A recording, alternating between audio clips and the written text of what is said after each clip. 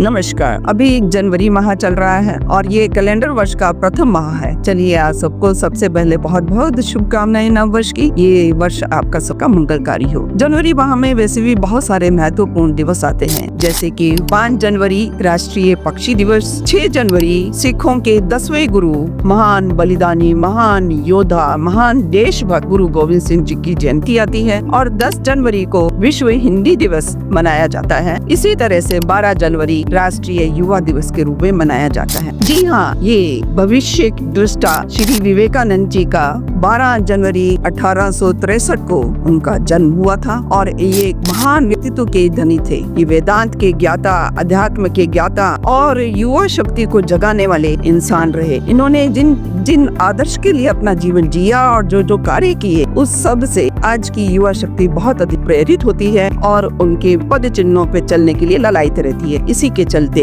इस दिवस को युवा दिवस के रूप में मनाया जाता है। उनके जीवन से बहुत कुछ सीखने को मिलता है। मात्र 39 यानी कि 39 साल की उम्र में ही उन्होंने देश के लिए वो सब कार्य किए और उन्होंने सबसे पहले जो शिकागो में 1893 में विश्व धर्म महासभा हुई थी, उसमें सनातन धर्म का डंका बजा दिया और केवल 2 मिनट के भाषण में अपनी भाषण की सर्वप्रथम लाइन उन्होंने वसुधैव कुटुंबकम की भावना को लेकर के बोली थी। भाइयों और बहनों, उसी पर तालियों की गड़गड़ाहट से हॉल गुंजायमान हो गया। इस तरह थे हमारे विवेकानंद जी। उनके सिखाए गए बहुत सारे कार्य जो हमें सीखने को मिलते हैं। युवा शक्ति को चाहिए कि उनका प्रसिद्ध नारा उठो, जागो और स्वयं को जगाओ और उनको जगाओ, तब तक मत उनको जब तक लक्ष्य की प्राप्ति ना कर लो। इसी को आदर्श मानते हुए यदि आगे बढ़ें और अपने ही जीवन को सार्थक करें, साथ ही समाज, देश हित और परिवार के लिए कार्य करते हुए बढ़े, तो वो दिन दूर नहीं जब हमारा प्रबुद्ध भारत, विकसित भारत बनकर खड़ा होगा। उनके जीवन को यदि हम देखें तो पाते हैं कि पूर्व से पश्चिम की संस्कृति उनमें थी। प्राचीनता और आधुनिकता का जीवन में, उनके जीवन में हमें देखने को मिलता है और इसी तरह से विज्ञान और अध्यात्म की